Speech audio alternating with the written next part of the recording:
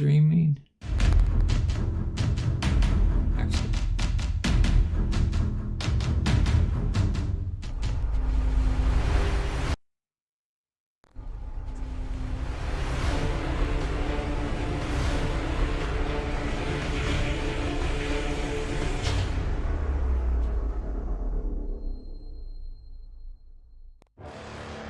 Shalom, covenant keepers and children of Israel. You're listening to Awaken to Torah Ministries, where spirit and truth converge. We are a listener-supported ministry and ask that you prayerfully consider supporting this work. This ministry is focused on revealing the message of Torah as taught by our Jewish Messiah, Yeshua.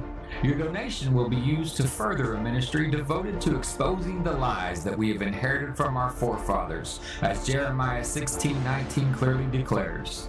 You can contact us at 77690 South 4680 Road, Stillwell, Oklahoma 74960, or join our mailing list at awakentotorah@gmail.com.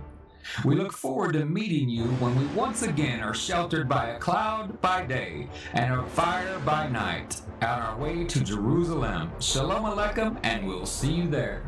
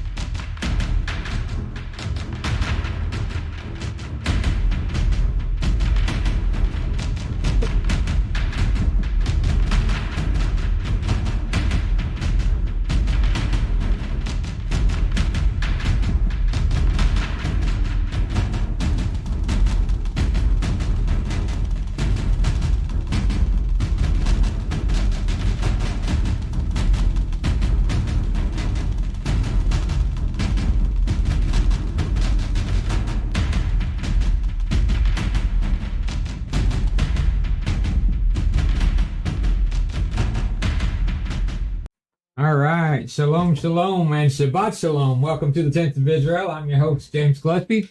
Right here on the next monitor, Mr. Chris Jones and Mr. Ryan Noel. They'll be joining us tonight. Of course, Mr. Chris there, he's got to try to outdo me. I'm in one tent, and he's got 20 of them behind him. You know, he always got to one-up everybody. So, he's froze. You got There he is. There he is. Yeah, man. What you got? So, Mr. Ryan Noel, he's down in Texas with some family tonight. So, I appreciate both of them joining us. We've been on a hiatus for a little while.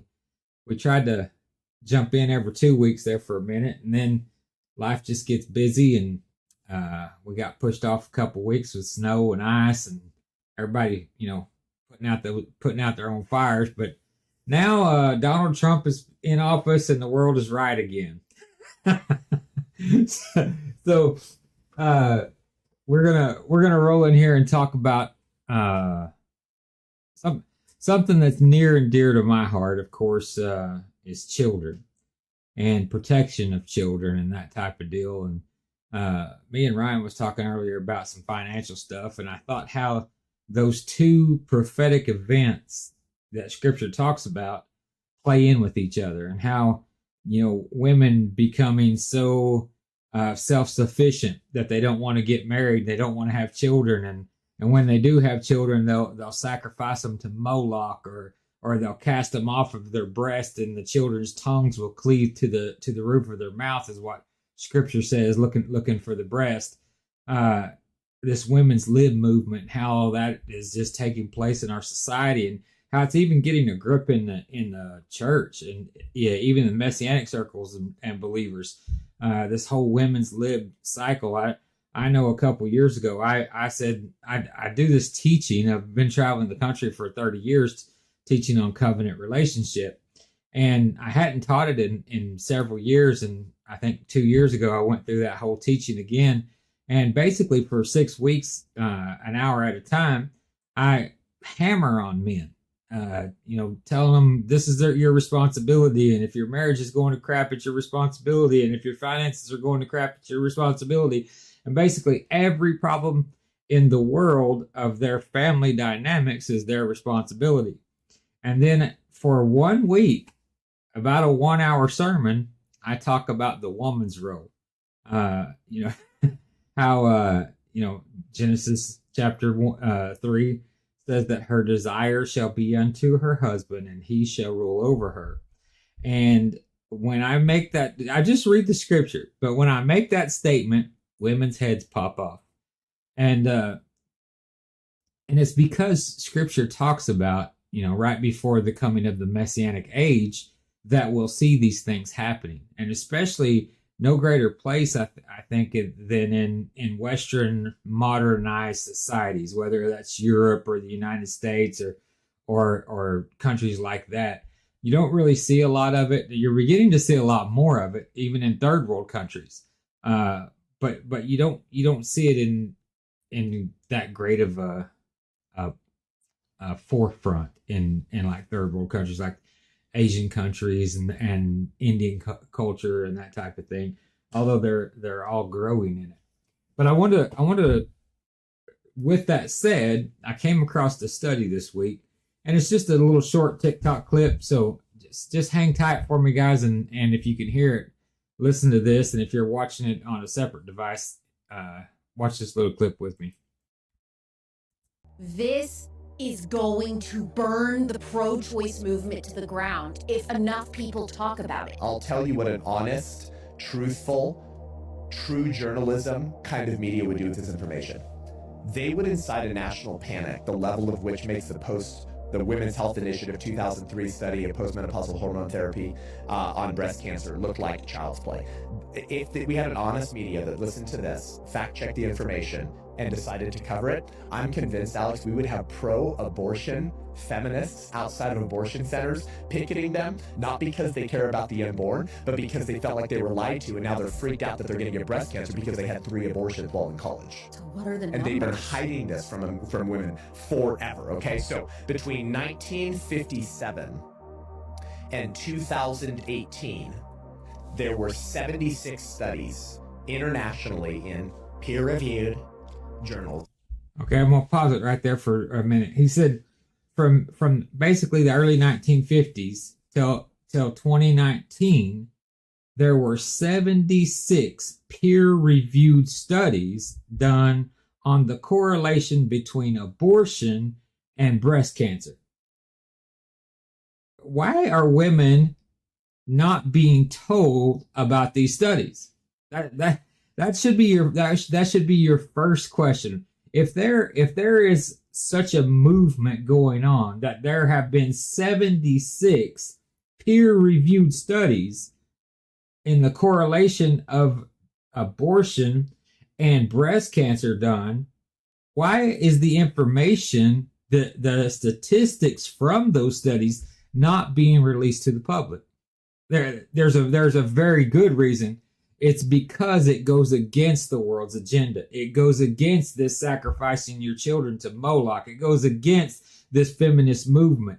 And finish listening to what this guy says, because the numbers at the end of this study are staggering. I knew that there was a correlation, but the final numbers here are literally staggering. So just listen to this guy. That looked at the relationship between abortion and breast cancer, okay? 76. 60 of the 76 from 57 to 2018 showed a positive relationship between having had an abortion and increasing your risk of getting breast cancer in the future. And more than half of those 60.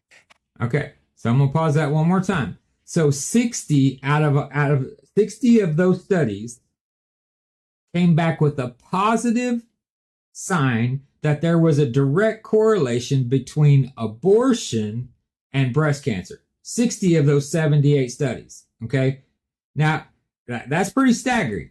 I mean, if that's what, 80%. 80% of the studies came back with the correlation between breast cancer and abortion. Listen to the final number, though. This is what will blow your mind. Had a statistical significance that met or exceeded the 95th percentile. I'm going to play that one more time. Having had an abortion and increasing your risk of getting breast cancer in the future. And more than half of those 60 had a statistical significance that met or exceeded the 95th percentile. Okay. This is going to burn Let me pause it. Pull these guys back on screen here. Okay. So now this guy says out of the 60 studies, now remember they did 78 studies. 60 of those studies that were focused on the direct correlation between abortion and breast cancer reported positive, that there was a direct correlation. And in those 60, the ones that found that there was a direct correlation, that those who had had an abortion were 95 times more likely to develop breast cancer than somebody who hadn't had an abortion. Why are our women not told that? Why are our young girls not told that? This is absolutely, I mean, this is malfeasance at its highest level. I don't care if you're a believer or a not believer, or if you believe abortion's all right, if you believe abortion's wrong.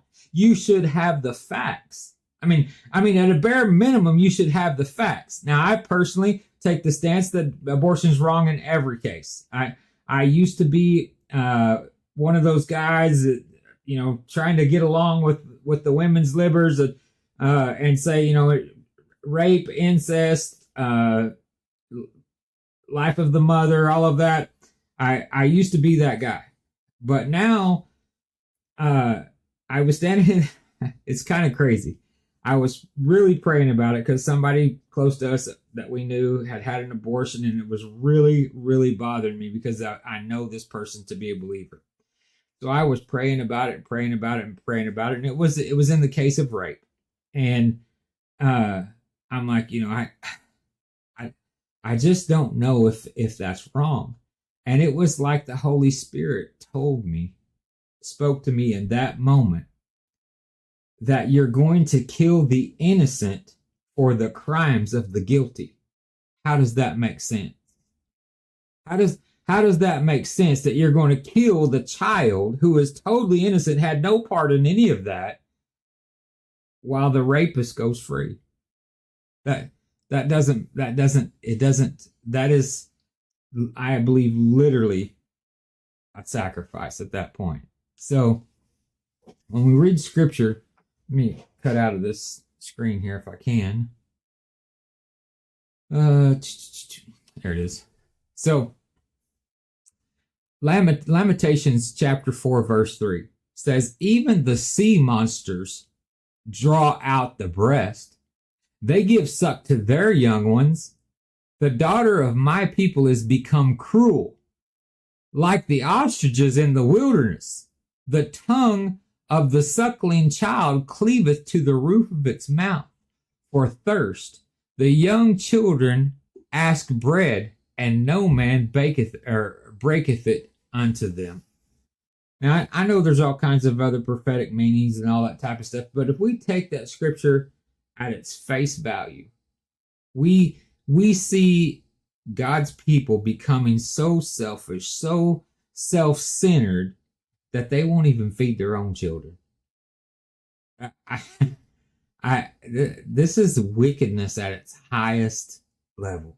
When we are so self-centered that we would kill a child in the womb, when we would deny that child, suckling breast. I mean, all the statistics. I mean, Chris probably can speak to this a lot better than me since he's got 27 kids. But when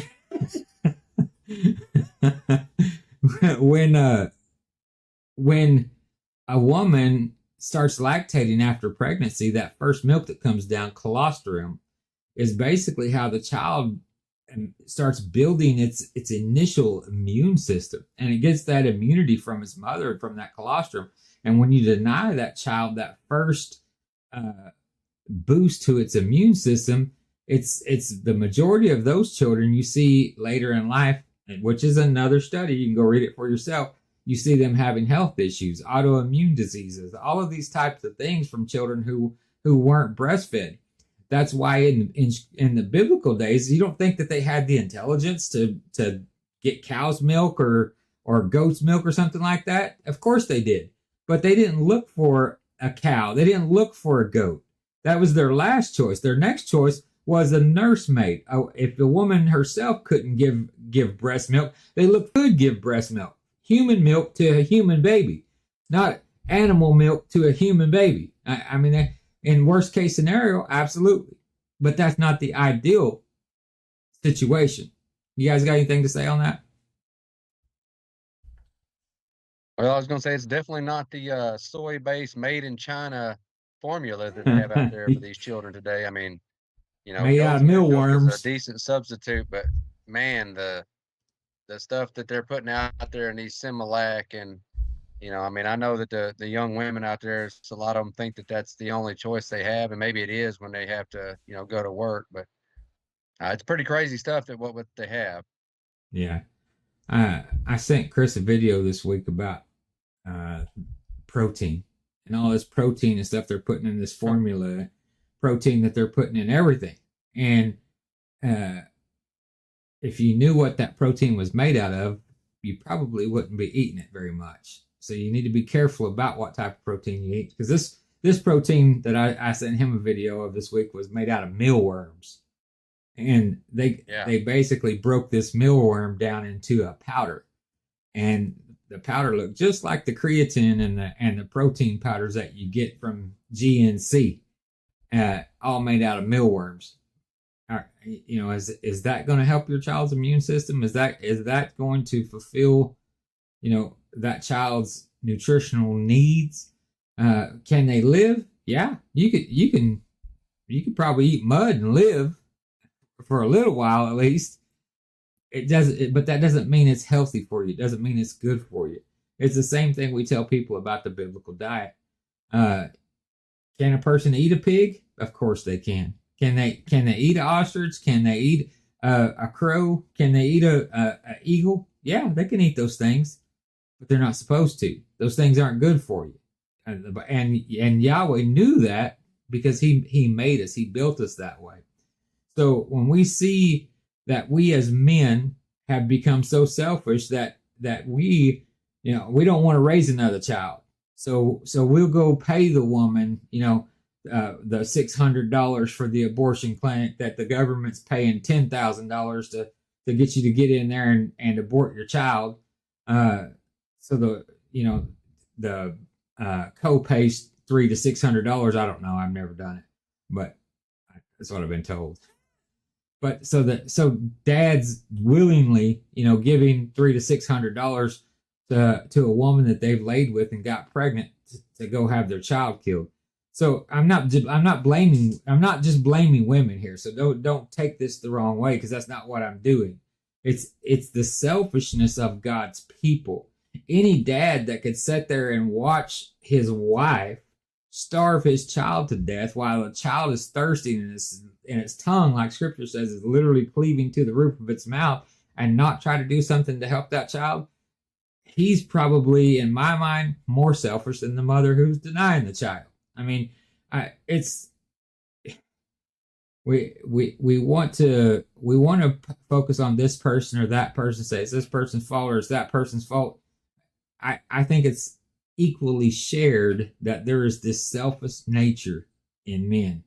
I've seen it personally in ministry. A man, his wife wants a new purse. The new purse is $100. I'm not paying no $100 for that purse.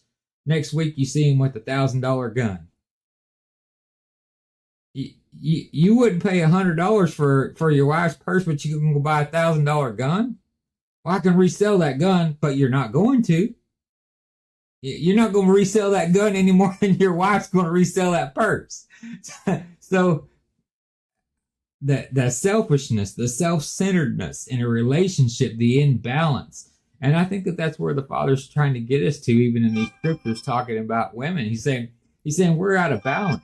Your heart's not where it wants to be. And because your heart's not where it's supposed to be, you're denying your own children. So if you're going to deny your own children, I'm going to deny you. That's going to be my judgment. My judgment to you is going to be equal in kind. So when we think about the blessings and cursings of the Father, because we as a people, I mean, we've talked about this multiple times, but Israel is different than the rest of the nations. The rest of the nations can come into what we call an unconditional covenant. When we came out of Egypt, the sojourner and the stranger came with us. And the Bible said that they were allowed to remain among us. Okay? But if they wanted to partake of the Pesach, then there was one law for all, for both the stranger and the natural born. So if they wanted to partake of the Pesach, they had to sacrifice the flesh of their foreskin just like every Israelite did. And they would come in and be able to partake of Pesach, and in the third generation be counted as one who was natural born. So the Father made provision for that. But for the sojourner that decided, no, I don't want to be part of that. I don't. They could still remain with Israel. They could still get the residual blessings of Israel. They just couldn't come in and be part of Israel. They couldn't partake of the feast of Israel. They couldn't partake of the Pesach without entering into that covenant. So we see that selfishness, that self-will, that self-desire. But yet we want the blessings of God. We want the blessings of God on our life on a daily basis. But we're so self-centered. We're so self-focused. Whether we're male or female, we are casting off our young. We are so self-centered that I just need 10 minutes of my own. I mean, I've done that myself. I've been working 18-hour days for a month straight, come in, and my kids, guess what? If I'm working 18 hours a day, how much time do you think my kids have had with me? And then I come in and I have, 30 minutes that I get to stay up and have a meal or something like that. And they're playing and jumping around and hanging all over me. And I'm like, can I get just 10 minutes of peace by myself? Well, they haven't had my attention in weeks. I've been working 18-hour days for weeks or months. And all they want is 10 minutes of my time. How selfish am I?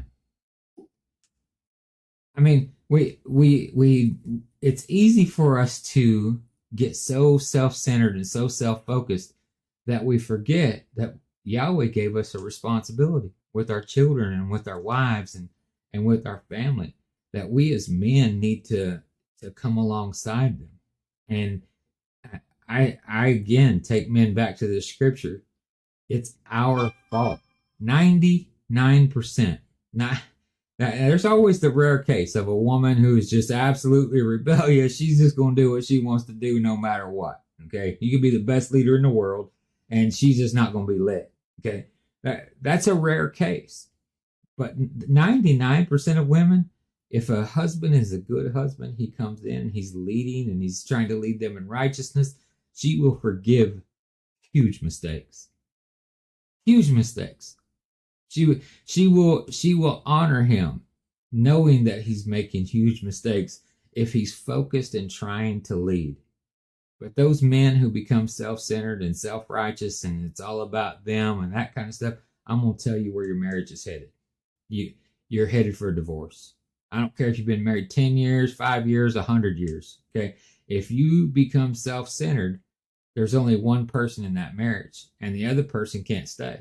Because you have just married yourself. You have no feelings for anybody else. And marriage is a union. It's not a separate party. Okay. And that's what Yahweh's trying to convey to us here. He wants a relationship with us. He wants a deep relationship with us personally. And if we don't give him that, okay, the same way, we expect, let's say it's a traditional home. I know that that's rare nowadays, but a traditional home. Man goes out, works 10 hours, 12 hours a day, comes in, he expects his house to be clean. Maybe the kids have had trouble that day, but for the most part, the mom's handled most of that. He might have to come in and give a spanking or a stern talking to be the authority figure. But for the most part, the mom's handled all that. The house is clean, food on the table. I mean, that's a traditional home. And it works that way. But when something gets out of order, if that husband comes home and he's working 12-hour shifts and he comes home and the clothes are piled so high he can't get in the front door, well, he's probably going to have something to say about that. If the husband's leaving the house 12 hours a day and Friday he comes home and he ain't got a paycheck, that wife's probably going to have something to say about that. So yeah. It's the symbiotic union, and that's what Yahweh's trying to convey to us through marriage, is what he wants with us. He doesn't want a one-sided relationship with you. Okay. Does he want your love? Does he want your adoration? Absolutely he does. But he is not willing to take anything from you that he's not willing to give to you, and give to you abundantly. So we as men, we as women need to start realizing that and quit being so self-centered in our relationships with our husbands or with our wives, that we forget that they're separate human beings and they have their own needs, they have their own wants, they have their own desires. And we need to get to the place that we love them and care for them on such a deep level that their needs almost supersede our own.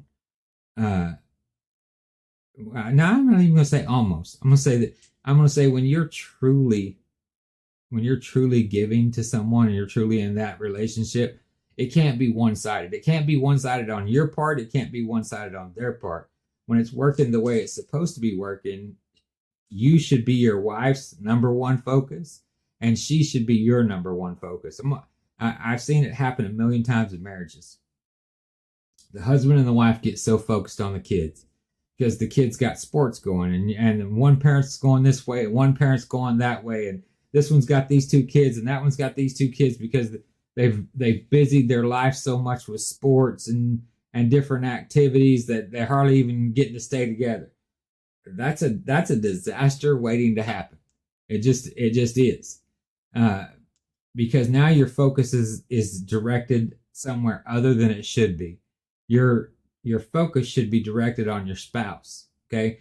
Because what happens when those kids grow up? They're going to go to college, they're going to go to school, they're going to go get married, they're going to go do something, and they're going to go form their own family.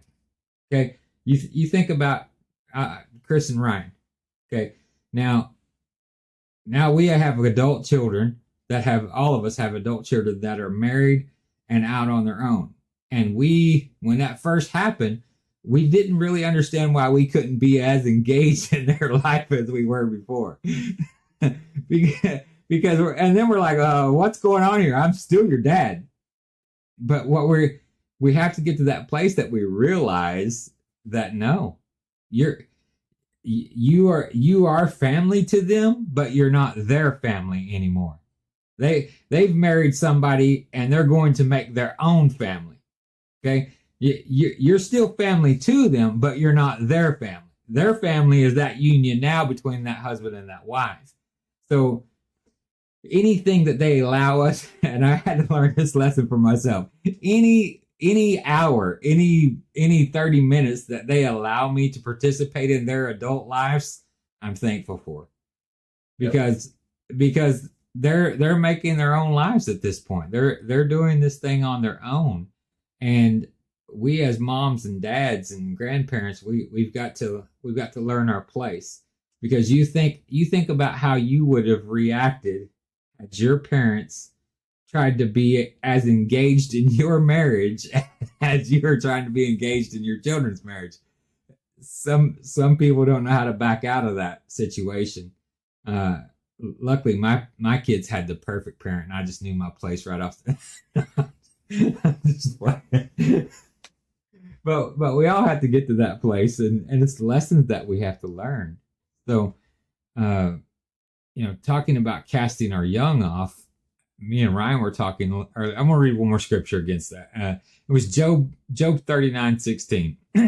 Says she is hardened against her young ones, as though they were not hers. Her labor is in vain without fear, because Elohim hath deprived her of vision, neither hath he imparted to her understanding.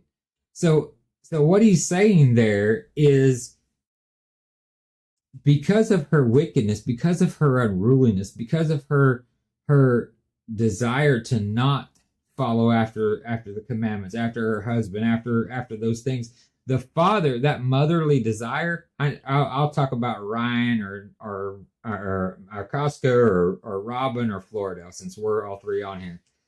All three of them have this motherly instinct about them that are just fully engaged in their children's life. I mean, every aspect of their life, they want to be fully engaged. And it's hard for them to learn their lesson that no, they're making their own family. You got to back out of that a little bit.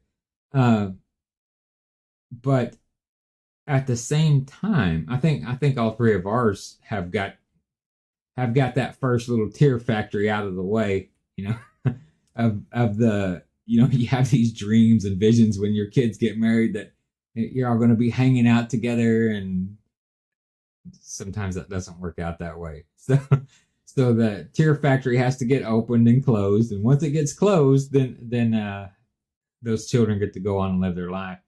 But the point that I take out of the scripture was that Yahweh himself was going to remove that motherly instinct away from them. Okay? If he removes that motherly instinct away from them, so they're not even caring for their own young, how much do you think that they care about you? If they can't care for something that came from their own body, how can they care for something outside their body? Because they become so selfish and so self-centered on their own. Men, same thing. I mean, he's talking about women there, but it's the same thing with men too. Men get so self-centered and so selfish and so in their heads that I know, Ryan and Chris probably could speak to that. In fact, if y'all have anything to say about that, just go ahead. Well, I was just thinking on the men factor of it. I mean, you see so many men out there that have, fathered, many children with many different women, and they're, yeah, they may be paying their child support or they may not, but they're still missing that element of being present in their child's life on a daily basis, or I mean, at least on a consistent basis. Like, I mean, we work and we have jobs, and yeah, it makes us less consistent than mother who can stay home with them. But they just, I mean, I know guys that, I mean, they've got children with 5 different women, and it's like in 3 different states, and they never see them, and then we wonder why the children are in the state that they are, especially the demographic of children that I deal with in the line of work that I do is, it's the majority. I hate to throw out a percentage, but the majority of the children that we have come in, dad is, Absolutely. less than present at least. I mean, Yeah. sometimes they know their name. Other times they just don't want to talk about it. When you ask them their father's name, the pain in their eyes because he's not present and he hasn't fulfilled his duty. So, that's the selfishness that I see that men, are coming with it. They're just not present in their children's lives, and they're not giving that example. And even, like I said, when they are present in their lives in the demographic that I deal with, they're, an Ahab, and the mom's got the Jezebel spirit, or she's been forced to because the father just doesn't want to. He's just abdicated his role. It's not easy. It was just not easy. I mean, it's a hard thing to do. I actually had a conversation with a Messianic guy, just a couple of weeks ago with, his daughter was in jail. And, I was like, wow, I don't come across too many, Messianics, where their daughter's been in jail, but it was kind of the same situation, he wasn't fulfilling his role, and I admonished him pretty hard. I said, hey, I got to step back and not be an officer right now and just talk with you a little bit and say, man, you got to, they quit keeping the Sabbath, he quit doing, reading the scriptures with his family. And I'm like, well, look where you've gotten. I mean, we got to take the blame where the blame is to be due. And he knew it. I said, he says, my fault. I'm like, yeah, it says time to start, don't make your wife take the responsibility of you because she can't do it. Not to diminish her role, but I mean, you can't be a father if you're a mother. It's just not possible. How'd that work out for him? That's what I ask men all the time. We do these teachings because of all the conversations that I've had in this office. I would I would rather not ever have to have them. I would rather just give a teaching and people see it. But I tell people, especially believing men. Okay, I'm going to tell you the number one place that we as believing men fail. We could be great. I'm going to tell you, one of my greatest attributes is I was always a strong provider, a hard worker. Didn't bother me a bit to go out and work an 18-hour day to provide for my family. In fact, took great pride in that. The Father will remove your pride. I will tell you that. But severely, and I did right. I'm not saying that somebody could come in and go, "Oh, this is where you're messing up." But seriously, where I was messing up, I was doing everything I knew to be right. But the place that I was failing was I would read the Bible on my own. I would pray on my own. I was praying and I was reading and I was doing the things that I was supposed to be doing, but I wasn't including my family in that. I wasn't including my wife in my prayers. I was never taking her by the hand and saying, "Hey, we need to pray." That type of thing, because Ecclesiastic tells us clearly, two are strong, but a threefold cord is hardly broken. So, I mean, when you put Yahweh at the center of that, and I'm going to tell you, it's one of the weirdest. If you're not doing it and you haven't been doing it since the beginning of your relationship, for you to start to initiate that in your relationship, it feels weird at first. You know, going in and saying, "Hey, we need to get down every night before we go to bed. We need to pray together." I want you to read 3 chapters every morning. I know I'm going to work. I'm going to be reading at work. You read at home. And then tonight when I get home, before we go to bed, we're going to pray before we go to bed every night. And there may be a night or two that you skip. That's life. Sometimes that happens. But if you'll purpose in your heart that one thing, I promise you, it's going to feel weird for a minute. But if you're consistent, it will change your marriage. It will change your life. Okay. It just will. It will, because our wives need it. We can be the strongest leader in the world, and if we're not leading them to God, that is the one place that we're failing, and that's our number one responsibility, is to lead them to God. And if we're failing in our number one responsibility, the rest of them, we can meet them 98%. And they don't matter 1%. I'm just telling you. Yeah, James. I'll tell you one of the good. I mean, there's many benefits to what you're saying, because to your advice, I implemented this a while back, and one of the struggles is if you get into it with your wife and y'all are mad at each other for whatever. Oh, that's reason, a bad one. life just gets in the way. On the just rare occasion, right? Yeah. If you have a disagreement. Now that, when you've committed or you've made a vow to do this, you absolutely have no choice, no matter how you feel emotionally, whether you want to pray or not. It's like, I've got to get over what I'm mad at her about, or she's got to get over what she's mad at me about. And now we've got to rectify the situation. I've got to lay hands on her and pray with her now. When before, you just might be mad for a day or two. And I want to lay hands on her, all right. I said, I want to lay hands on her, all right. yeah, but you got to lay them gentle, Yeah, you got to get that forgiveness in them first. Lots of benefit there for sure. Yeah, lots of self growth and self inspection as well.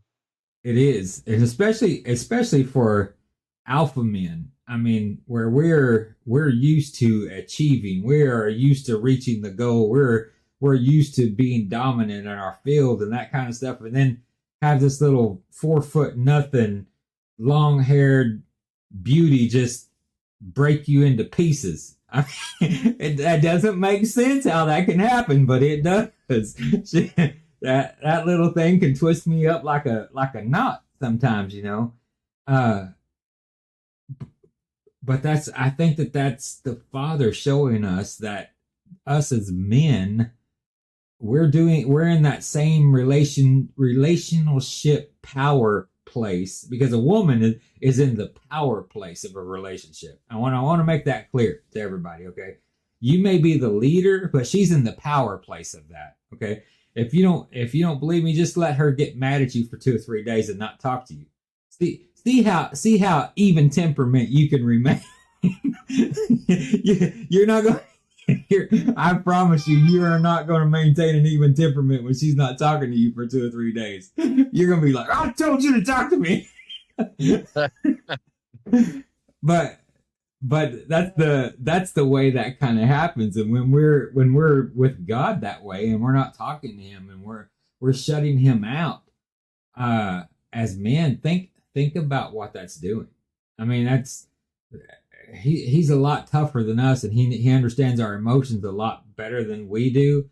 So I think he's a lot more gentle with us than we probably are with our spouses, and he's trying to teach us that process. Because we have to remember that when he wrote that scripture, you are fearfully and wonderfully made in the image of God, he wasn't just writing that to men. He was writing that to women too, with all that little balls of emotion and sometimes just the illogicalness of it. You think that you're doing everything that you possibly can do, and it's not enough. And you're like, well, I'm doing everything I think you want me to do, and everything you've told me to do, I'm doing that, and it's still not enough. What do you want? And until we just become so frustrated that we give up. Okay.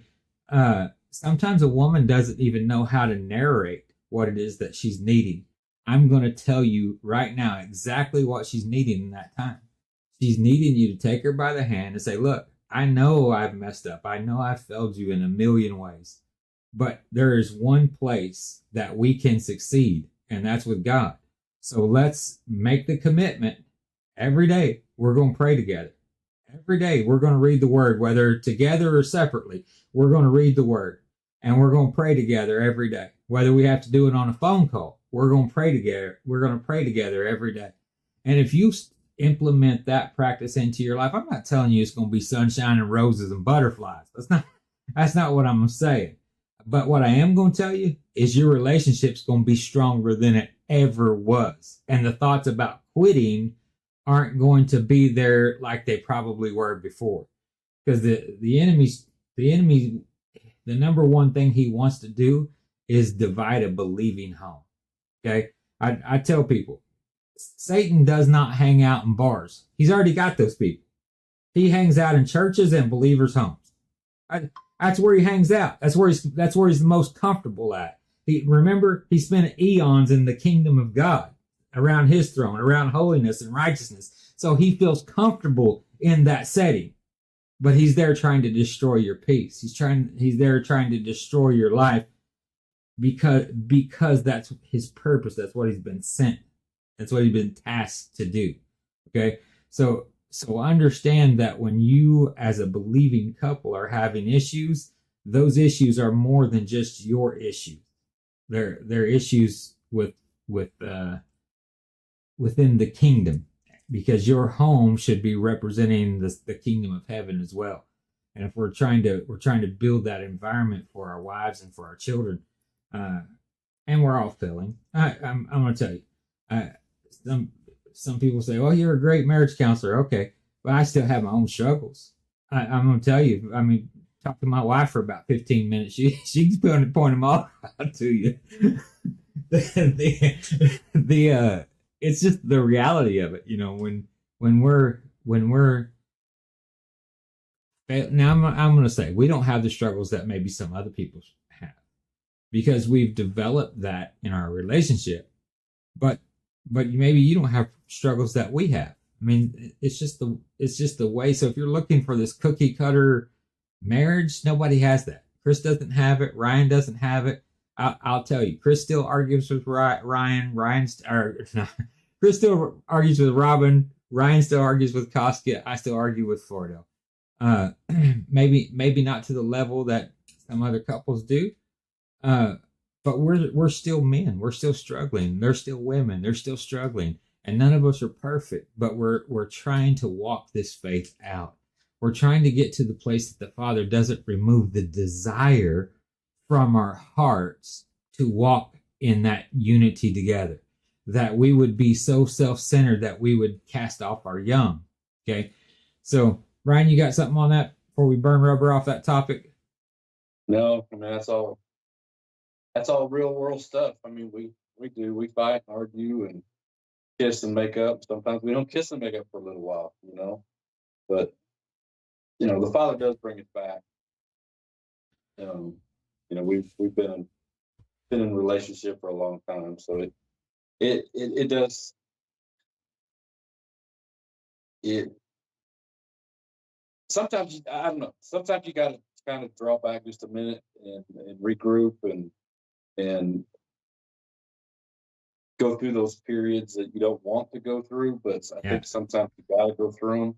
They're hard, they're tough, but when you do come back together, you are stronger. Well, that's the rough stuff. You can't feel like a failure, but I think there's just sometimes you gotta go down those paths. No, I'm not even saying it's healthy, but I think it's just part of a relationship. It's tough. It's not easy. No, it's not. It's definitely not. And those of us who have been in real world situations. You got other people, others' thoughts and desires, and they want to do something this way, and you want to do something your way, and when you do have a lot of kids and grandkids, and it gets challenging, very challenging. Mm-hmm. And you got to draw close to the Father, because if not, it can hurt. Well, that's the whole thing, is starting to get the focus off of ourselves. If we can relay that message to our spouse that your focus shouldn't be on you, your focus should be on me. If your focus is on you, then my needs aren't being met. If my focus is on me, then your needs aren't being met. So we got together so I could meet a need in your life, you could meet a need in my life. If we're not fulfilling that function, then something is out of whack here. So let's see what's out of whack. And I know that sometimes trying to figure out what's out of whack, that can cause some tension. I mean, some big tension in a relationship. But one thing, I don't even know why I'm gonna tell this, because people's not. I mean, my friends, you and Chris already know it, but I don't tell it publicly very much. But me and Floridel, we didn't get together the way most people did. She's from the Philippines, and my best friend introduced me to her, and I had gone through a terrible divorce. I'm not going to go into the details of that. I'll just say that there was biblical reason. That's all I'm going to say, because I don't want to disparage her character in any way. But somebody's going to go, well, he's been divorced. So I have to make that disclaimer, or I wouldn't mention it at all. But after going through that, I decided that I tried it, got the t-shirt, don't want to go back. I don't want to be married anymore. I tried it, it didn't work, and I'm done. That was my mentality. And, my friends and family, after me being single for 8 years and raising 2 children on my own, everybody around me is like, hey, you need a woman in your life. You need to get married. You need to do this. And I mean, I'm not saying I didn't miss the physical companionship, but I didn't miss all the rest of it. The rest of it, you could keep that. I don't need that anymore. But the physical companionship, yeah, I missed that a little bit. So after them talking me into it for a while, I met Floridel. But I had decided, because I had grown up, I had decided that when she and I would get together, that I was just going to go into this relationship in a loveless way, just fully on commitment.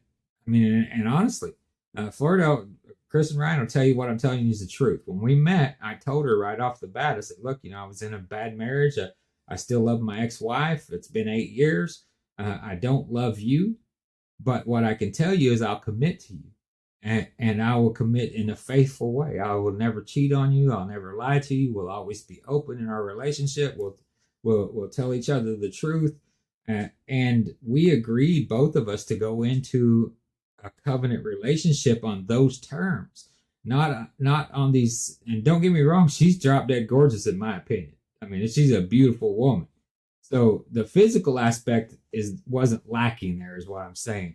But that whole feeling, that mushiness of love, I mean, all of that, none of that was there. And I had told her that at the beginning of the relationship. When I tell most people that story, they're like, I almost gasp for breath. Like, you married a woman you weren't in love with, and she agreed to marry you. You telling her you didn't love her, and all of this kind of stuff. So, but it's the truth. And she didn't love me. But we had made a commitment to be together, and she understood what a commitment meant, and I understood what a commitment meant. So I remember it was probably about a year after we had got married that something happened. I'm not going to go into the details, but something happened in our relationship that drew me close to her. And when it did, that feeling of love for her was stronger than any feeling I'd ever had for anybody ever, because it wasn't an emotion. It was something genuine, something at my core that loved her. And because our relationship wasn't built on that feeling, when that feeling's not there, it doesn't make our relationship doesn't suffer because that feeling's not there, if that makes sense. Because our relationship was built on something else. It's built on trust. It's built on commitment. And if we as Messianics, as we as believers can understand that that's the relationship that the Father wants with us. He wants us 100% committed to Him. And even when we're not feeling it. I'm not feeling prayer tonight. I'm not feeling fasting this week. I'm not feeling reading the Bible. I'm not in the headspace to do that right now. Yahweh understands that. But your relationship with Him wasn't built on that. Your relationship with Him was built on commitment. I'm going to be your child. You're going to be my king. So when you come back to that base core of your relationship with Yahweh, if you'll do that with your spouse as well. Why did we get into this? Was it for sex? Was it for money? Was it for emotion? Because if it was built on any of that, when that's gone, so is the marriage. Okay. But when you built a relationship on commitment, okay, you can go through the worst things in the world. And it's going to be rough. I'm not going to tell you it's going to be easy. But there is nothing besides death that could separate me and Floridel. And I don't have a doubt about that at this point, because we're committed to each other. So even if she got so mad at me, she took off for a few months. You know what I know about her? She'll be back because she's committed to me. Now, she's probably going to wait for me to straighten my butt up. but she ain't going nowhere, is what I'm saying. I'm not going anywhere. And because there's never going to be infidelity. There's never going to be the biblical reason for her to seek a divorce or for me to seek a divorce. Okay. And that's where relationships have to get to. You have to eliminate that D word from your vocabulary. That's the number one thing. You accentuate the C word, commitment, and you remove the D word, divorce, from your vocabulary. Can't be in your house. Can't be in your marriage. Okay. I'll tell you, I know we said we was going to move off that to the casting the gold in the street, but I'll tell you one story. My grandparents were married for 60 some years before they died. They died 6 months apart to the day. Just didn't know anything but each other. I remember I was probably about 15 or 16 years old, and they got into a humdinger one day. I mean, very rarely would my grandmother stand up to my grandfather, because she pretty much just let him do whatever he wanted to do. But he was mouthing off about something, and she finally just let him have it. And said, well, just go do it. And he was so shocked by it, he got mad. I'm just going to pack my stuff, and I'm going to California. We lived here in Oklahoma at that time. I'm telling you, as a 14-year-old kid, that traumatized me. I mean, it seriously traumatized me, because I thought, here my grandparents been married 50-some years. They're about to split the sheets, you know. It wasn't 45 minutes till he was back in there. Oh, baby, I'm sorry. I shouldn't talk to you so rough, that kind of stuff. But even when you've been married for 50 some years, you can go through some stuff. Okay. So don't think because you're going through something that's the end. If you're committed to each other, that's the beginning. That's a new opportunity. That's a new opportunity for you to show your spouse you love them. I don't even know why we're talking about this tonight. If somebody's listening to this and you're needing it, let us know in the comments. Okay.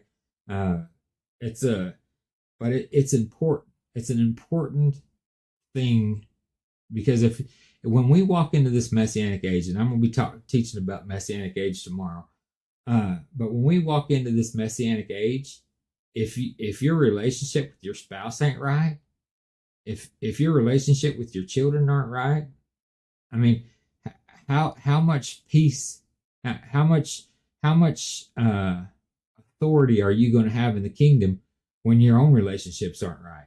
Okay, so we got to get those things right. We got to get them straight, and that's why the enemy's trying to fight us so much right here, right as we're fixing to go into this messianic age.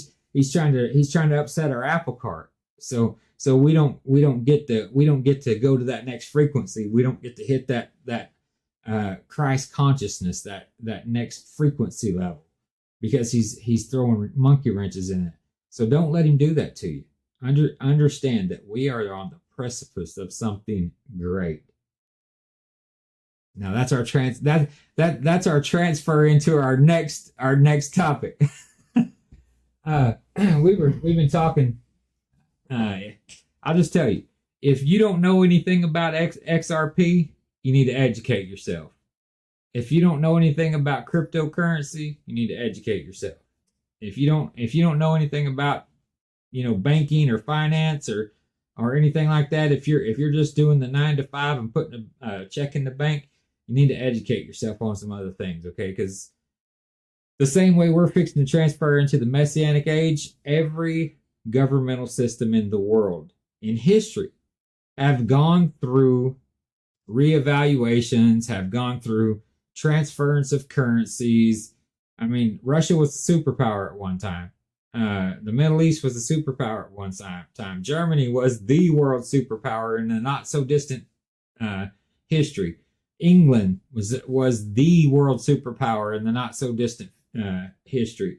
So when we look at these things and we see, okay, World War II, we transferred from the pound to the dollar. Okay, and the dollar until I think 1940 something, when the Federal Reserve came in. Can you remember, Ryan? 1930 something, 1940 something. Yeah, the year after Titanic sank. Yeah, so it may have been even after was it after the crash, 29? So I think it's 32. Now that I'm thinking about it, I think the Federal Reserve came in 32. So, and then we were on the gold standard. So every dollar that the Federal Reserve printed was backed by gold. You could literally take your Federal Reserve note, and that's why if you some places they're still floating around where you can get silver certificates. It's basically a $1 bill printed out in silver leaf. Okay, so you have silver certificates and gold certificates still floating around to this day. But at one point in the not so distant history, you could take that silver certificate into any bank and request the same amount of silver in value of that certificate that you were presenting them. And I believe that continued on until about 1973 or 1976, when they basically emptied out Fort Knox and we became a totally fiat currency. Okay, so now we've been almost 100 years on a fiat currency backed by nothing. And if you'll look throughout history, a fiat currency has never lasted. In fact, this run has actually been a long run for a fiat currency, because once it's not backed by something, it's inevitable that it crumbles. Supposedly, now don't quote me on this because I have not read the Supreme Court ruling, But supposedly this week, the Supreme Court came out with a ruling that basically said every loan since the 1970s that has been issued to anybody in the United States has been issued erroneously, meaning that it was issued on a fiat currency with nothing backing it. So you can't loan somebody something of no value for something that has tangible value. Okay. So it's saying that a bank can't give you air for your property. Okay. So if that is truly the case, and what I've heard about this is true, then we really may be seeing the beginning of what some people are referring to as the Nasara, that the national debt is going to be relieved simply because the legislative branch is going to rule debt unconstitutional, because it has been basically your wealth has been pirated away from you for something that's fictitious, because a dollar is not even worth the paper that it's printed on. I mean, there is nothing backing it. They need a trillion more dollars. Okay, let's just print it out of thin air. Okay, I mean, it's literally they're giving you a piece of paper that says this is air. I mean, there's no value in that. So if this is what I'm being told is correct, the Supreme Court said that it's unconstitutional because it has no value, and because every loan you've had is unconstitutional, every loan that you've paid to a bank, whether that's for a new car, whether that's for a house, whether that's for a personal loan, if you've borrowed money from a bank, you can go back and recollect that money from that financial institution, which is going to have assets to back it this time, and add 20% to it, because they have been collecting interest off of the money that they fictitiously charged you. If that's the truth, that's a major thing, guys. Okay. So how are they going to do that? Because they can't trace that money because it's fictitious. It's air. You can't trace air. Have you ever been able to trace air, Chris or Ryan? No. You can't trace it. I mean, unless it turns into a cloud, you can't even see it. So, but you can trace cryptocurrency. And Donald Trump, in his first week in office, signed legislation for a crypto reserve in the United States. Cryptocurrency is at the beginning of taking the place of the Federal Reserve. It is signed into law right now. So and it may take a while for all that to take place. I'm not telling you you're going to wake up tomorrow and be a billionaire. That's not what I'm telling you. Okay. It may take a while for all that to get implemented, because you're talking about transferring the same way they did from the pound to the dollar after World War II. It took time for that process to take place. So I see it as taking time as well, but it's going back to an asset-backed currency. Everything's having to go back to an asset-backed currency, especially if this ruling from the Supreme Court is true. And it looks like it is because of Donald Trump. If you remember his first 4 years, he couldn't stand crypto, made fun of it. I mean, just was trashing cryptocurrency. Oh, it's fake money and all this kind of stuff. And now in his second term, he's signing legislation for it. That's huge. That's a huge thing. So understand that money's going to move. Billionaires are going to rise. Millionaires are going to rise. The same way when wealth transferred after World War II, there was a bunch of new millionaires and billionaires. It's going to be the same thing this time. The wealth of the world is going to turn over. Now, some of the wealthy are going to remain wealthy.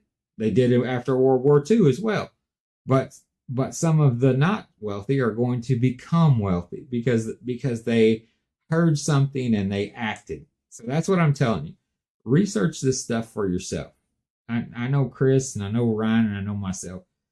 We all probably look at this three different three different perspectives, but all seeing the same picture, if that makes sense.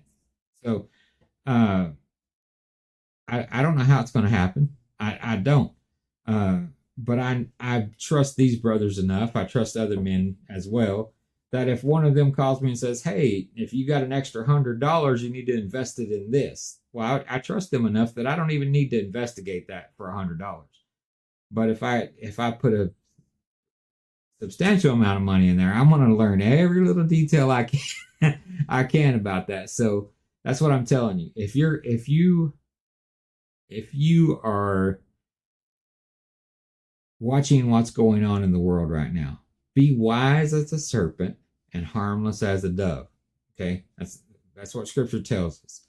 So if you're wise and you're watching what's going on, the B system is going to have to be set up. It's going to all that stuff. I mean, the Bible's not lying about that stuff. How can that happen? Right now, if you can't trace a fiat dollar, how are you going to govern who buys and sells what? You couldn't. There's no possible way for you to. But if you can trace every dollar, if you can trace every nanite of every whatever to wherever it is in the world, that stops all your human trafficking. That stops all your drug trade. That takes out all this evil in the world. But it also, at the same time, will reveal what evil is left, because that evil will try to rise to the top and take control of the whole system. So we need to understand that. So the Bible's going to play out exactly like it says it's going to. We just have to be watching and waiting. Now, I'm not going to take the mark of the beast. I don't think crypto is the mark of the beast like some other prophecy teachers have been teaching. Okay, I don't believe it is. I actually think it comical that these other prophecy teachers are teaching that crypto is the mark of the beast. I can see how eventually it could be used for that, but at its inception, that's not what it is. Same thing with foreign currency. Same thing with the. It's just the way governments are. If you've ever took a college government class, you understand that all governments of the world go through 4 cycles. They go through a monarchy, communism, socialism, and a democracy. Those 4 governmental systems, they make the cycles, and every country goes through that. They start off as a democracy. They get socialism. Socialism brings communism. Communism can't be sustained, so it turns into a monarchy. A monarchy gets overthrown into capitalism. Capitalism goes into socialism. Socialism goes into... It just makes that cycle. It just continues to make that cycle, and it has for all of known history. Money does the same thing. And Yahweh tells us that in the Word too. He says there's nothing here now that hasn't been before. And there's nothing going to be here that hasn't been before. So understand that the way money has cycled in the past is the same way it's going to cycle in the future. The question is, are you going to remain poor in the next cycle, or are you going to jump on board? And I'm telling you, if you're a believer, you need to start looking at some things other than just trying to put a 40-hour-a-week paycheck in a bank. You guys got anything on that? Yep. And you need to move quickly. Yeah, Chris and Ryan. Well, you need to research it. You need to research it quickly, because For yourself. Don't listen to us. Everything we've said on this show tonight is fictitious. It is satirical comedy. Yeah. I mean, you just look how fast. Financial advice. You just look how fast it's moved the last 3 days. I mean, Yeah. things are going to move very, very fast. So, yeah, you need to sit down, spend some time, and do some research, figure this stuff out. Because your banking's going digital. I mean, we're already digital. Banking's already been digital, but the roles that the banks are going to play are going to change. Your checking accounts are going to change. I mean, you're going to do everything on your phone. This business of people saying, "Well, I'm just not going to do that. I'm not going to mess with it. I'm just going to keep writing my checks out and balancing my checkbooks." And you're going to come to a point in the day that the banks are just not going to be there. They're not going to be needed to loan money. It's going to be peer-to-peer lending, and they're going to tokenize all these assets all over the planet. I mean, your house be on a token, your car be on a token. Things will move fast. I mean, it's moving. So you can't just sit on the sidelines and twiddle your thumbs and expect to be wealthy in this new environment. I tell people this story about crypto. So back in the late 80s, early 90s, I can't remember exactly when it was, but my cousin's husband was working on computers. He did that kind of stuff, and he came to me and he's like, "Hey, have you heard about Bitcoin?" And I'm like, "No." He said, "Well, you could get like 1,000 Bitcoin for a penny right now." I mean, I'm like, 1,000 Bitcoin for a penny? He's like, "Yeah, it's going to be the money of the future."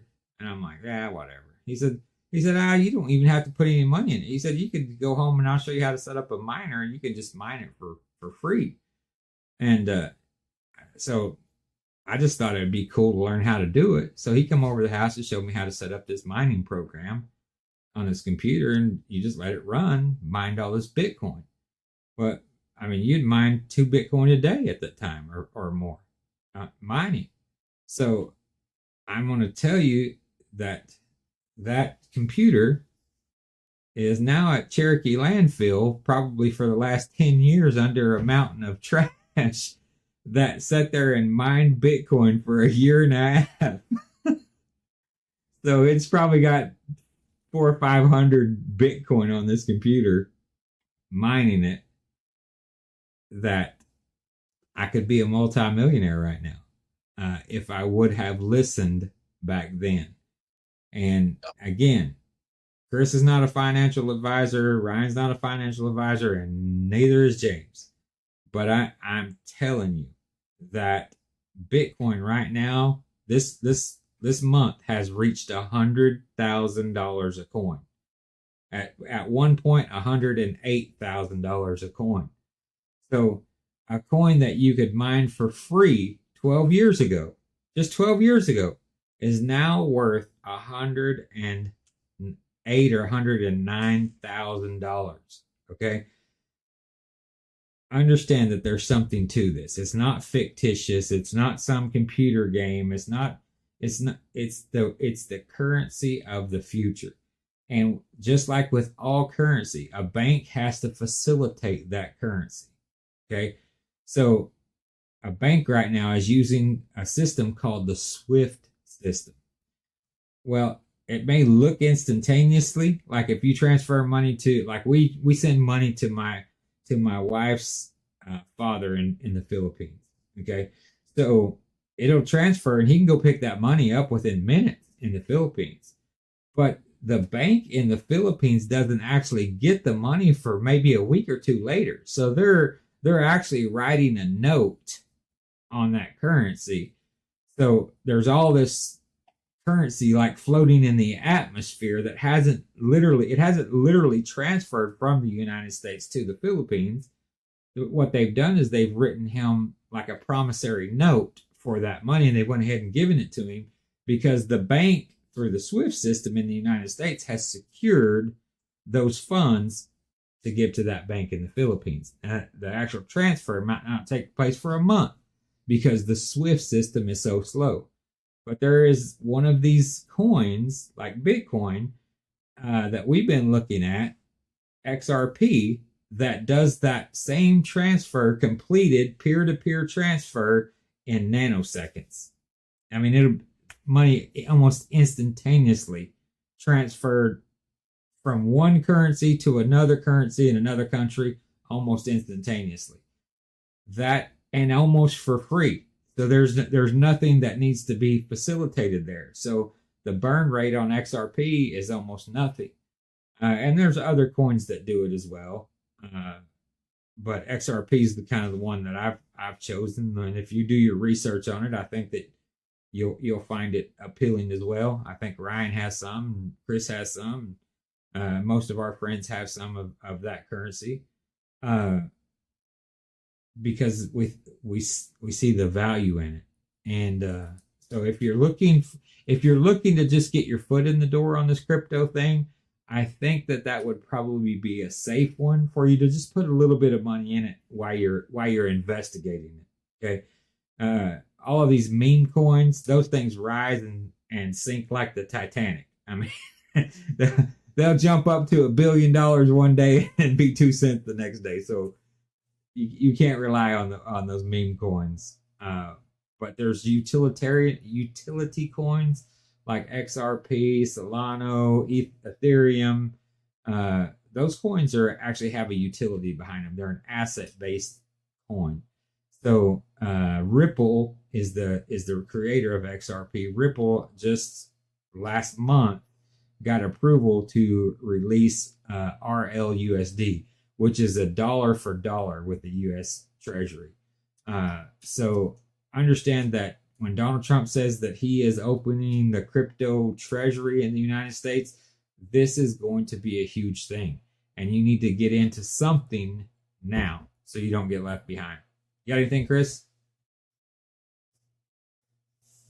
No, I mean, it just, we're early. I mean, that's what you could say. I mean, but they've been working this pretty hard since what, 09 when Bitcoin came out. And I mean, they've really been working on these ecosystems that we're talking about, XRP and XLM, XDC, and there's a lot of different, ecosystems that we've been focused on as far as the banking sector, the financial sector. But Yeah. I mean, there's so many other, smart contracts. You got AI that's coming out that are going to be running on these blockchain technologies. And so, and like I say, it's new, but it's not new because they've been running this stuff in the background really heavy since, 2010, 12 area, running the simulations. And we've been, as the market goes up and down, from the bull market to the bear market, we've been transacting the retail guys, but, these institutions have been using this blockchain and they know what's coming. Yeah. And Trump knows. I mean, he's instituted us to be the AI and the crypto capital of the world to put us at the forefront of finances, basically. So, I mean, I agree with you. Not financial advice, but it's something to look into. I was actually at the bank yesterday, and talking to the young man opening up a bank account, and I asked him if he knew anything about XRP, and he goes, "Oh, I heard about Coinbase or something like that." And I was like, yeah, that's an exchange where you can go in and trade these different currencies. And I said, well, this XRP, the design of it is to replace the Swift system. And he said, what? He said, Swift, I said, yeah. I said, the banking system that y'all do cross-border transactions on with other banks. I said, XRP is going to revolutionize and replace the Swift system completely. And he was like, well, I've never heard such a thing. And I'm like, well, it may be time, Mr. Banker guy, to start looking into this, revolutionary technology that's coming that's going to replace the things that you're in there messing with right now.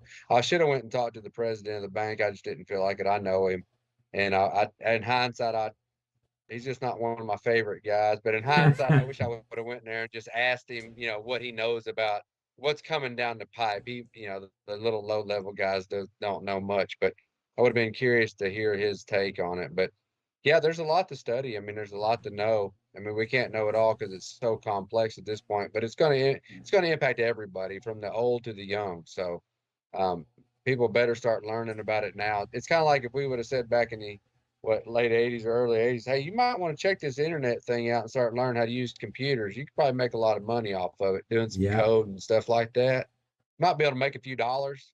You might be able to set your family up for generational wealth if maybe look at Google or Apple and, Yeah, and you invest might be early and able to stay in it. high school dropout or college dropout and invent a thing called Apple. Yeah, so it's there's a lot. We're hardly covering or scratching the surface of anything other than just start doing your research, start slow. And I always say, hey, get on there, go to crypto.com or Uphold or Coinbase and just buy something, right? Just Yeah. look at something that you like. I don't care if it's a meme coin, but when you put a little bit of money into it, now you're going to be interested to start learning about it. Yeah, And until don't. you do, you're not going to learn about it. You're just not. So don't be scared. Throw what you got. It might be $10. You can buy Yeah. just a 0.00001 of a Bitcoin. Guess what? There's only 21 million ever going to be. And if you own just a small fractional of it, you're going to be one of the only ones in the whole world of 8 billion people that has even a fraction of this you know, currency that not everybody's going to be able to get their hands on.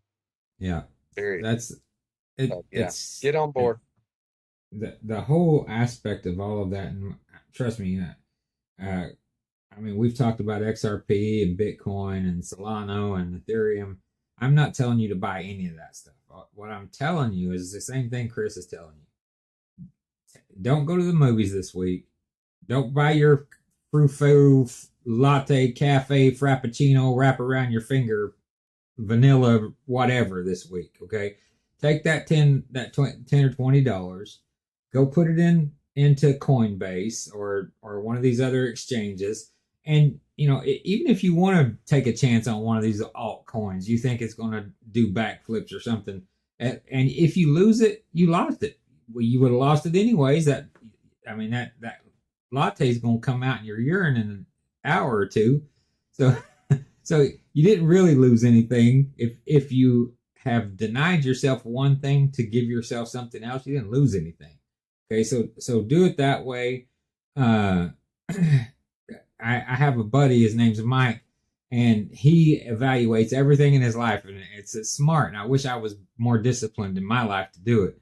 But he'll be at the store and he'll be like, okay, I want a coffee, but if that coffee is $5 and it took me 5 minutes to make that $5, okay, so is that coffee worth 5 minutes of my life? Well, some days that coffee might be worth 10 minutes of your life, but today it's not. So you pass up on the coffee, okay? I mean, and if you start evaluating everything you purchase that is not an absolute necessity in that way, you find yourself purchasing a lot less. Okay. So when you do that, you can go back in there and you can look at that and say, no, I don't need that $5, that $10 coffee today. I'm going to take that and save it up all week long this week and deny myself that coffee this week so I can put that into XRP. And if XRP does backflips and, $10,000 a coin, well, I made enough money that I can buy 100 lattes. That's the way you have to look at it. So I mean, you're taking a chance and you're doing investment. I tell people what's the evil Jew's name? No, not Warren Buffett. His son just got an award from Biden. George Soros.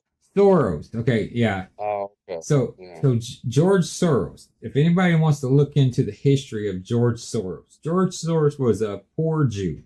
Okay, he wasn't a wealthy Jew, but he bought currency at World War II. And when the currency flipped, George Soros became a multi-millionaire and became very, very wealthy, one of the most wealthiest men in the world. Mainly from a currency, buying foreign currency. Okay. So look into this stuff. Look into foreign currency. Look into Bitcoin. Look into that stuff for yourself. Don't believe anything anybody else tells you. But with the Bitcoin, just go buy something, like Chris said. And because if you have a little bit of money invested in it, you're going to start learning about it. That's the best thing. I tell you, I got into it because some of these guys were like my brother and Chris and Ryan. All of them was like, well, hey, you need to get in on this. You need to get in on this. So I took $100 and put in it, just on their word, and then I made a few $100, and I was like, oh, okay, so maybe I need to start investigating what I'm putting my money into. So then you start making a little bit better decisions with it when you start understanding what it's about. And we could sit here all night long talking about it and still not scratch the surface of what it's truly about. So just know that we want to be a blessing to you in your spiritual life and in your physical life. And if you'll listen to the spiritual advice you got tonight about your personal relationship with the Father and your marital relationship with your spouse, and you listen to some wise counsel from wise brothers about, the world's being flipped upside down under your feet, and especially the financial system is. So you better start paying attention so you're not left out in the cold and wondering how you got left behind. You need to do those things. we're men. It's our responsibility. Okay, and don't make your family suffer. That's not what I'm telling you. Don't take your family's savings and dump it all into XRP. Nobody's telling you to do that. Okay, but if you can afford to, don't invest. Don't. And I'm say this about the stock market, the S&P, the Dow. Don't ever invest anything that you can't afford to lose.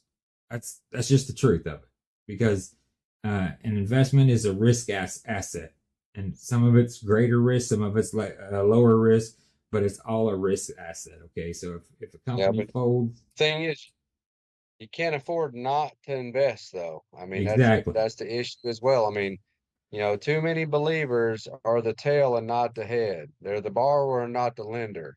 Well, it's I 'cause mean, poverty is a spiritual condition. So yeah, I mean, this is why we lead in the finances. We're to be the head and not the tail. We're to be the lender and not the borrower. He says in Deuteronomy 8:18, I give you the power to create wealth so that my covenant is established with you. So Yep. it's like we are not supposed to be living in poverty. We're supposed to be investing our money. Look at the parable of the talents. I mean, the wicked slave who hid his away didn't even give it to the bankers to give interest off of it. And he Yeah. was taken from him. He was thrown into prison and given to the one who had more. So it's like, yeah, this is the spiritual condition that the people of the Most High are in. They're living in servitude to a system that doesn't serve them because they haven't tried to make it serve them like they're supposed to. Well, Now's the time. It's about to flip. It's because we've been ruled by an evil religion. This evil religion has taught our people, has taught us that if you're a true believer, you got to be poor, you got to be lowly. Our Messiah didn't have 2 nickels to rub together. That's why he had to go get coins out of a fish's mouth. I mean, you believe that over the scriptures, right? It's craziness. I mean, it's absolute craziness. I know. Let's go through just some of the patriarchs. Abraham left Earl of the Chaldees with nothing but his wife and his nephew and his clothes that he had on. It seems like by the time he crossed over, he had the wealth of 2 kingdoms. I mean, he went up against 4 kings and smoked them. Exactly right. It had the wealth of 2 kingdoms. Had what was it? 300 trained soldiers under his command that he took with him against. Yeah.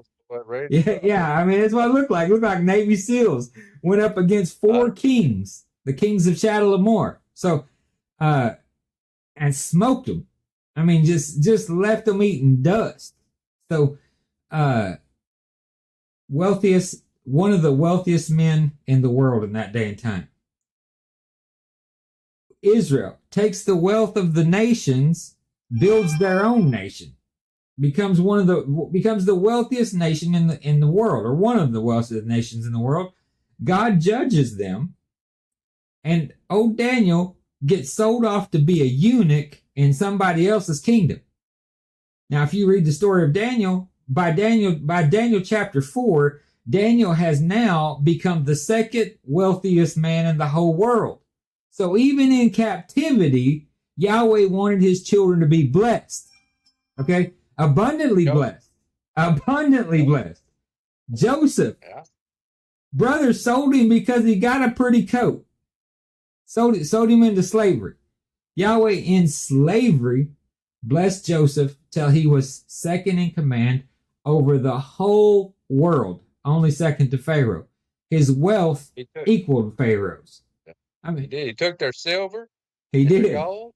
He took their animals, and then he took their land, and then he took them as slaves. Yeah, absolutely. Tell me I can't get this currency that's out there in the world for myself, because guess what? Joseph did, and that's our brother. Joseph took Egypt, and that's what people don't get. When we left Egypt, those sojourners that left Egypt with us, they were the slaves that Joseph purchased during the famine. I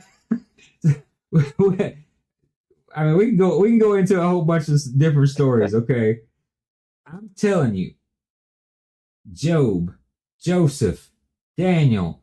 I mean, just name a patriarch. David, All of them. Solomon. I mean, just look at the wealth that Yahweh has poured out upon his children over and over and over again. But you have some pastor standing behind a pulpit trying to keep you poor, telling you, oh, it's easier for a camel to go through the eye of a needle than it is for a rich man to enter into the kingdom of heaven. He don't have the beginning understanding of what that parable was even beginning to talk about. Okay, it wasn't talking about rich men trying to get in heaven. It was talking about the love of money. It's talking about something totally different. It's talking about the condition of a man's heart. Okay, not the condition of his wallet. Yahweh wants you to be abundantly blessed so you can bless the other nations. When the other nations see you abundantly blessed and understand, I mean, I tell people all the time. I mean, in my own life, I'm not uber wealthy. I'm not wealthy. I am spiritually wealthy, absolutely. But if you look at the dollars to dollar on paper in our life, there's no way I should live like I live. No way. But it's because Yahweh has abundantly blessed us that we're able to live the way that we live. Because of his blessings multiplying that bread basket, multiplying that seed. It is amazing what he has done. And I'm going to tell you, I make less now than I've ever made in my life. And I'm more blessed now than I've ever been in my life. As far as if you're looking at stuff, if you're looking at houses and cars and stuff, okay, people who are looking at that I'm blessed. But if you're looking at the spiritual aspect, he said, I would have you prosper even as your soul prospers. So when I see a poor man in the kingdom, you know what I'm thinking? Your soul's not very prosperous. Because that's a promise from God. If your soul is prospering, your wallet's going to be prospering. Your family's going to be prospering. He's going to bless your basket. He's going to bless your womb. He's going to bless your seed. He's going to be blessing everything about you because you're doing what he told you to do. In fact, he makes a promise to us. He says, if you do what I command you to do, I'm going to bless you so much the blessing's going to come upon you and overtake you. But if you don't do what I tell you, I'm going to curse you till the third and the fourth generation. So when I see a poor person in the kingdom, I'm seeing a person that is not doing what God is telling them to do, or they have been so mistaught that they reject the blessings of God for the teachings of men. One of those two things have happened. Either your life is not lining up to what God's commanded you to do, or you're rejecting the blessings when he sends them to you. One or the other. And I believe the wealth of wisdom that you've been given tonight, if you will implement it, if you will plant that seed, buy some XRP, buy some Solana, buy some Ethereum, buy some Bitcoin, buy some foreign currency, buy whatever you want to buy, whatever you feel like the Father's telling you to do, plant that seed. Don't send Awaken to Torah or Tents of Israel a tithe. Tithe that into your life, into your family's life. Let it stay there and see if the Father prospers it. Okay, do that. So that and see if you're walking out that place that we're supposed to walk out. Because I'm going to tell you, the Father wants to see us blessed from the crown of our head to the soles of our feet. That's where he wants to see us. And that wealth that he's going to give us as a nation once again, we're going to be able to bless the nations around us with that wealth. And that wealth will help draw them to the God of the universe. Okay, that's just the way that works. So it's amazing. It is an amazing thing, and it's amazing that the Father has, picked 3 little old Israelites, to be on a Tents of Israel show talking to somebody tonight who's going to listen to us and who's going to go put $100 into something and it's going to turn into $1 billion. I mean, that's the way that happens. So just understand, if you step out in faith and you do what the Father's telling you to do, and I'm not telling you to do anything. Okay, if Yahweh's not telling you to do it, don't do it. Okay, I'm just telling you, because it'll just be seed that goes in the ground and withers and dies. Okay, but if Yahweh's speaking to you and you feel like planting seed, plant that seed, because it's going to grow. It's going to yield. Okay, we're in the season of the yield. We're about to start the harvest. Okay. The plants are yielding. Now we're about to start the harvest. That's what we're seeing. So just be ready for it. Get your baskets ready. Because it's going to be in an abundance and overflowing. He said, pressed down, shaken together, and spilling over. That's the way it's going to be. What he's saying is you're going to have so much you ain't even going to be able to carry it. You ain't going to know what to do with it. That's what the Father wants for his children. And that's where we want to be. You guys got anything else? Amen. Well, we went about 30 minutes over, but hopefully it's been a blessing to you. Get your relationship with Yahweh right. Get your relationship with your spouse right. Get your relationship with your kids right. And get your relationship with your money right. Because we're about to go into the Messianic kingdom, and we got to walk into this thing right. We can't walk into it still fighting the battles that we fought yesterday. We got to get those things straight. We got to get our heart straight before the Father, so he can truly use us in this next adventure the way that he wants to use us. With that said, we love you, but not as much as Yahweh does. We're going to burn rubber out of here. Shabbat shalom. Shabbat shalom. All right. Shalom. Let me find this exit reel here.